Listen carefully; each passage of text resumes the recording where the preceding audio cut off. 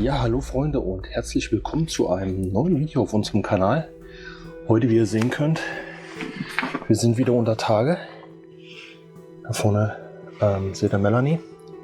Wir sind heute mit Andy, Spurensucher 2.1, hier unter Tage und wollen uns heute dieses Bergwerk anschauen und was wir alles entdecken, um was es hier eigentlich geht, was das für ein Bergwerk ist, das seht ihr in diesem Video.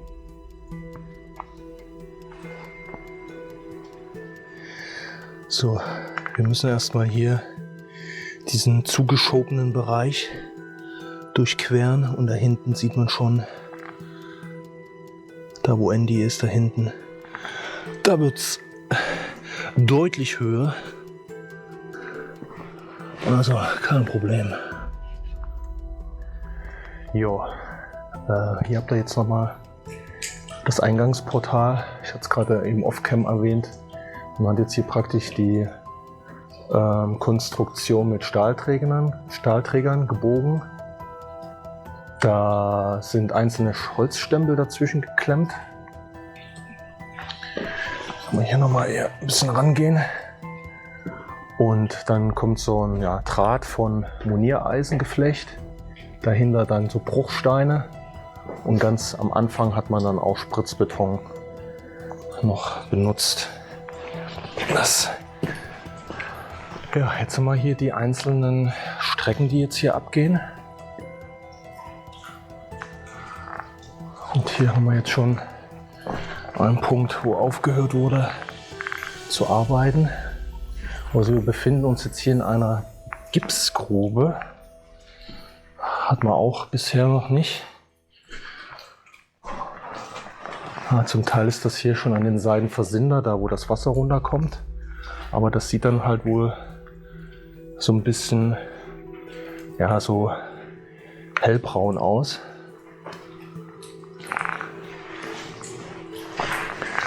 Und eine Form des Gipses ist zum Beispiel auch das Anhydrit. Aber wenn es dann halt mit Wasser wieder in Berührung kommt, werden die einzelnen Prozesse durchgeführt und dann ist das halt wieder so ein Gips. Und das hat man oder benutzt man halt heute noch ganz normal für Baustoffe halt. Und das hat man hier im großen Stil abgebaut.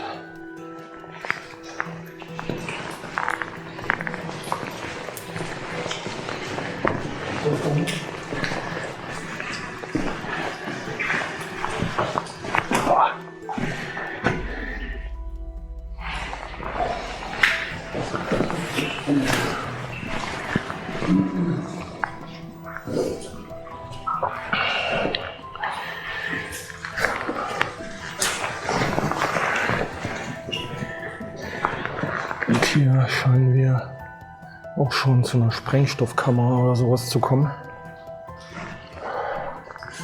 Hier scheint es auch nochmal frisches Material zu geben, was sich hier gelöst hat.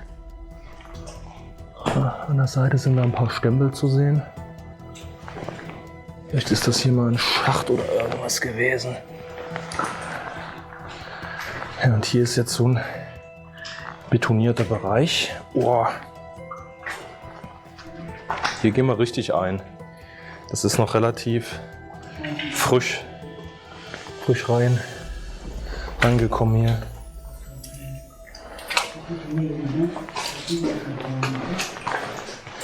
Oh.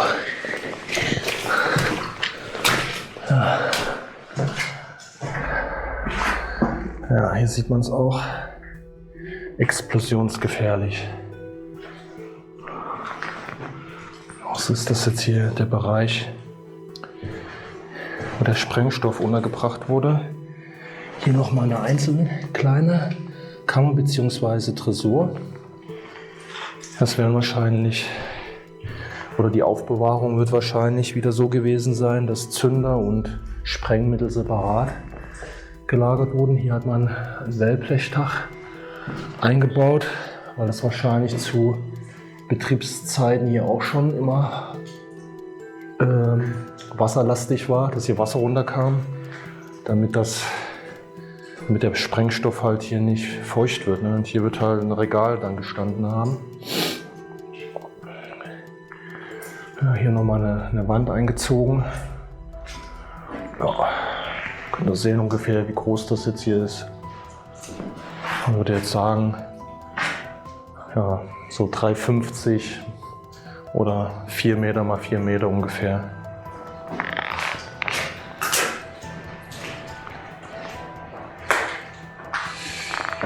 Ja, hier sehen wir das jetzt nochmal.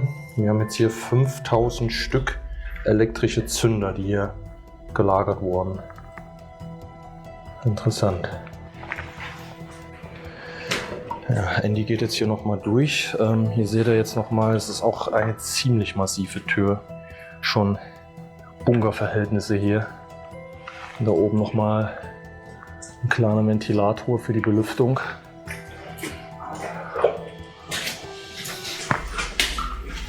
Ja, also das Material, was hier kommt, das ist alles frisch. Da sind halt auch irgendwelche Stempel da oben noch drin. Vielleicht war das auch wie so eine Art Schacht, wo Material auch reingeholt wurde. Das ist jetzt Spekulation. Und hier ist für die Belüftung ein Rohr. Das ist auch interessant. Und wir können sogar da hochgucken. Ja. Da hinten kann es sogar weitergehen, das ist aber verbrochen. Da sieht man auch, wie sich das halt löst.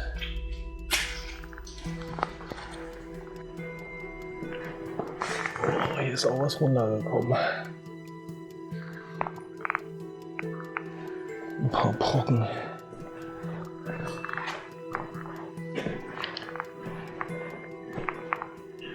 Aha, hier sieht man es auch hier oben. Hier sind diese Fangnetze angebracht. Teilweise hat man nämlich hier oben schon die Metallpinne gesehen, die das Ganze halten. Weil ihr seht ja, dass da einige Brocken drin hängen. Weil mit dem Wasser hier wird sich dann immer wieder was lösen. Hier ist nämlich das auch noch mal komplett drin. Hier haben wir auch irgendwie eine Wand eingesetzt. Und da oben ist auch einiges runtergefallen.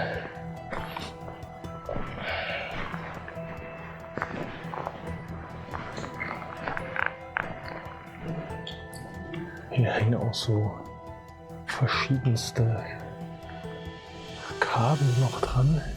Ich weiß nicht, ob die Lüftungsrohre oder ähnliches gehalten haben. Und hier ist irgendwie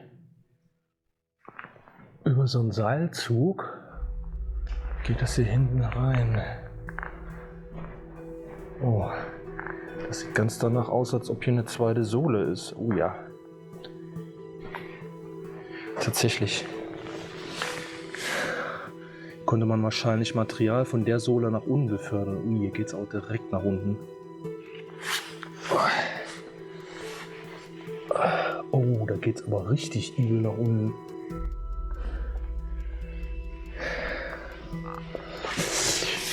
Ich gehe mal aus Sicherheitsgründen nicht so weit nach vorn.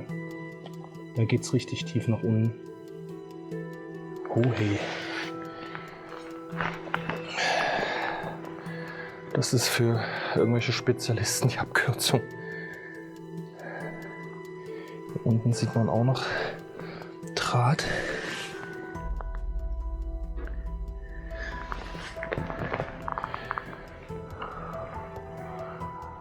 Hier, Andy, kannst du eine Abkürzung nehmen.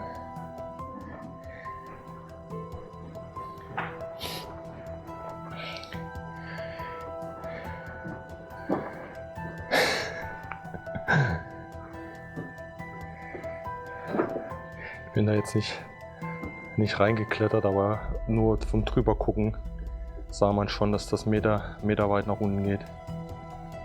Es muss irgendwie eine zweite Sohle. Das ist auch irgendwie so komisch hier angekettet. Das war eigentlich jetzt hier nur eine Tür, die man ganz normal aufgemacht hat, aber man hat die jetzt hier irgendwie so geöffnet über diesen Seilzug.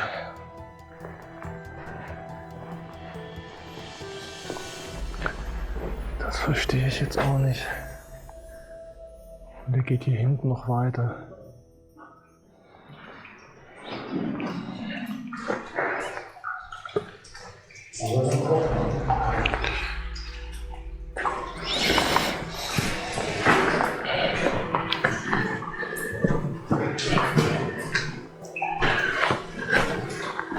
Hier sind noch allerhand Urgestänge drin.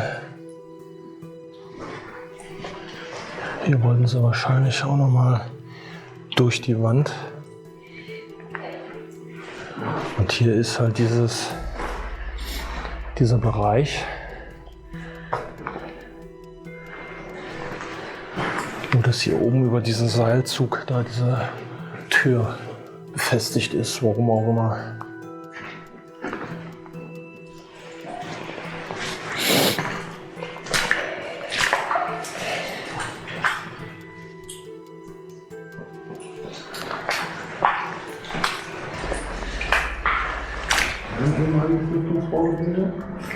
Das sieht so aus da oben irgendwie, oder? Kann schon sein. Da hinten, das was Andy meint, das bräunliche. Und dann wurde hier noch was reingeschoben. Fraglich, ob es da hinten weitergegangen wäre. Weil hier sind auch die Schellen und so weiter angebracht. Da ging wahrscheinlich auch Kabel oder Belüftung her.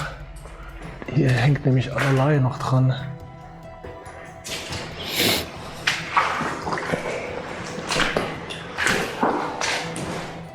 Der Bereich ist auch so dunkel. So, hier ist auch ganz interessant. Hier liegt Maschendraht. Und man hat hier im Bereich ganz einfach jetzt nur gesichert. Hier sind gar nicht diese hochwertigen Netze, die wir gerade eben gesehen haben, sondern hier ist Maschendraht praktisch an die Decke verankert worden. Oh, kann ja nur was mit Kostengründen zu tun haben. Weil da hinten, sage ich mal, war es ja noch sehr professionell. Ne? War auch außergewöhnlich.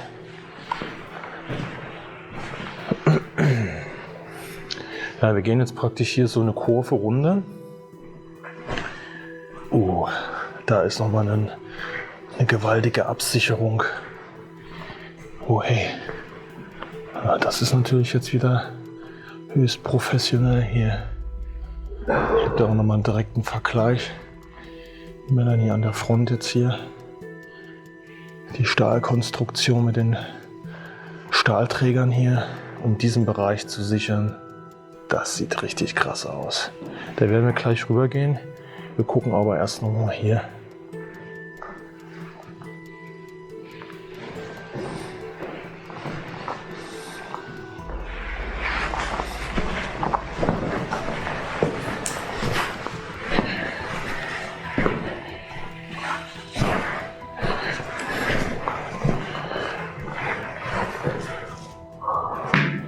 Ja, hier sieht man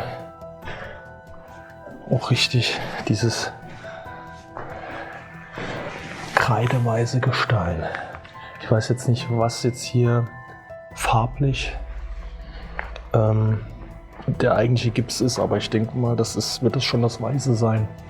Das Rötliche ist im Prinzip schon eine andere Erdschicht, vielleicht lehmhaltiger, die nicht mehr interessant war.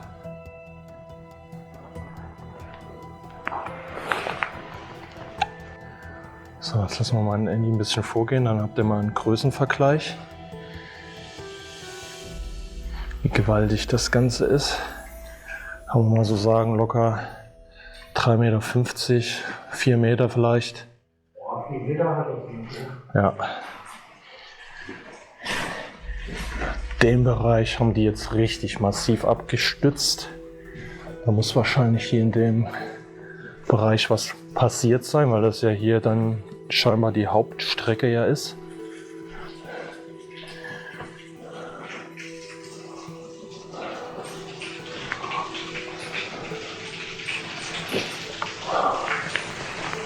Hier hinten hört man nämlich auch das Wasser. Es kann nämlich sein, dass das hier mal zusammengebrochen ist. Und dann mussten die das hier richtig massiv sichern. Das kann ich mir vorstellen. Hier oben liegen auch nochmal Bohlen und so weiter.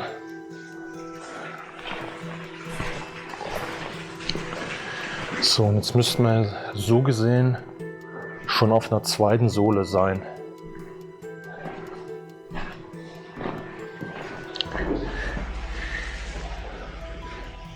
Habt ihr das ganze Spektakel nochmal? Melanie gerade durchkommt.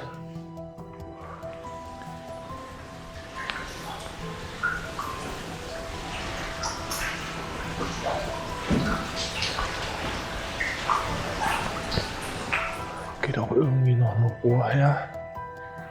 Da ist schon so ein Netz komplett zerrissen, weil hier richtig was runtergekommen ist. Könnt ihr das mal sehen? Da hat dieses Netz auch gar nichts mehr gehalten. Das ist wirklich nur für ab und zu mal ein Stein. Das ist auch wieder dieses Billignetz da.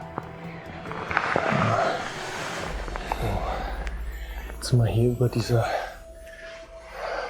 kleine Abraumhalde gestiegen.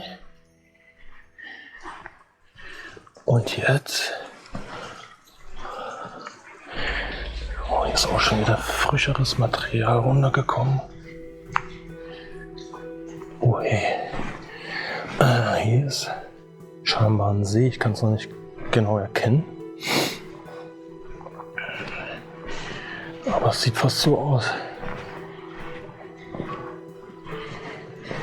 Oh ja. Hier sind auch irgendwelche Stempel weggesackt. Oh ja, hier ist alles voll.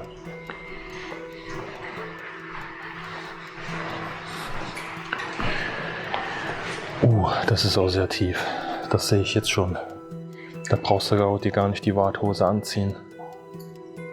Das kann man sich schenken. Das ist ja hier vorne schon. In diesem Bereich hier schon, wo der Lichtkegel ist. Da ist es schon mehr als hüfthoch. Das ist so ein richtiger unterirdischer See jetzt hier. Boah, krass. Die ganze Sohle ist jetzt hier zu.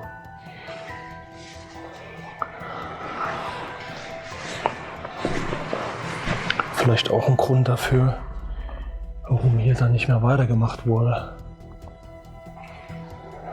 Vielleicht hat man das ja früher auch rausgepumpt, das kann natürlich auch sein. Ja, hier sind jetzt irgendwelche Baumstümpfe. Keine Ahnung, wie die hier reinkommen. Wie sie die hier reingebracht haben.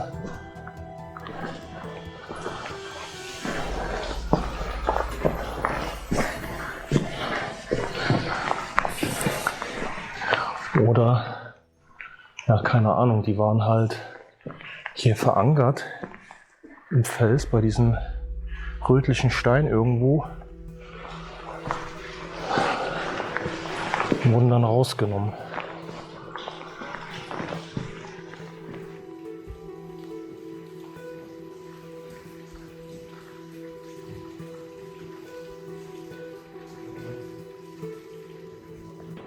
So, wir haben jetzt komischerweise hier auch Mauern gesehen. Wir sind jetzt von der Strecke hier unten gekommen.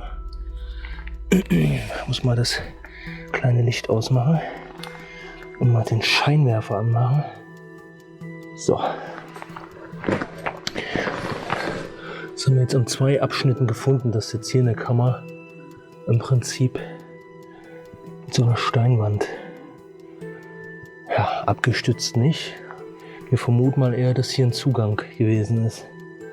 Aber ich kann hier auch nichts erkennen. Hier durchzugucken ist schwierig. Das klappt leider nicht. Es ist zu dicht aufgestapelt. Wir sind ja praktisch jetzt auf der untersten Sohle. Ja, kann ja durchaus sein, dass dann hier nochmal ein Ausgang war, der dann irgendwann reingekommen ist.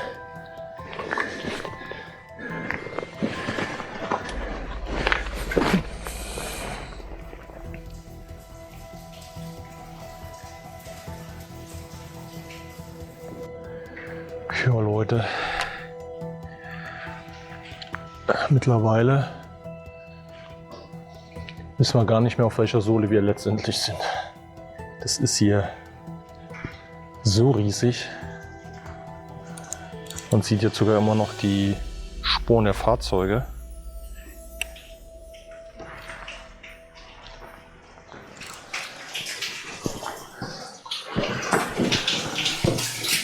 Aha. Ist das ein Schacht oder wie? Also, das geht noch mal eine. Da geht's noch weiter oder wie? Ja. Ach Gott, jo. Tatsächlich. Oh wow. Oh hey, oh hey, oh hey. Weil das ist doch hier auch so ein Rollloch, ne? Wo das Material dann einfach nur drunter gehauen wurde.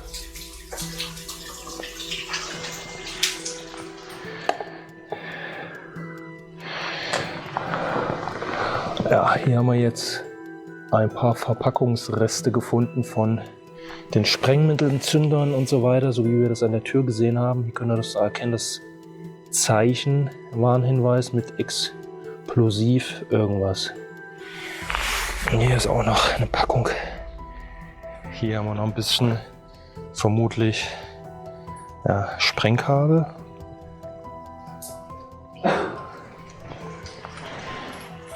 Passend zu der Verpackung, die wir gerade gefunden haben.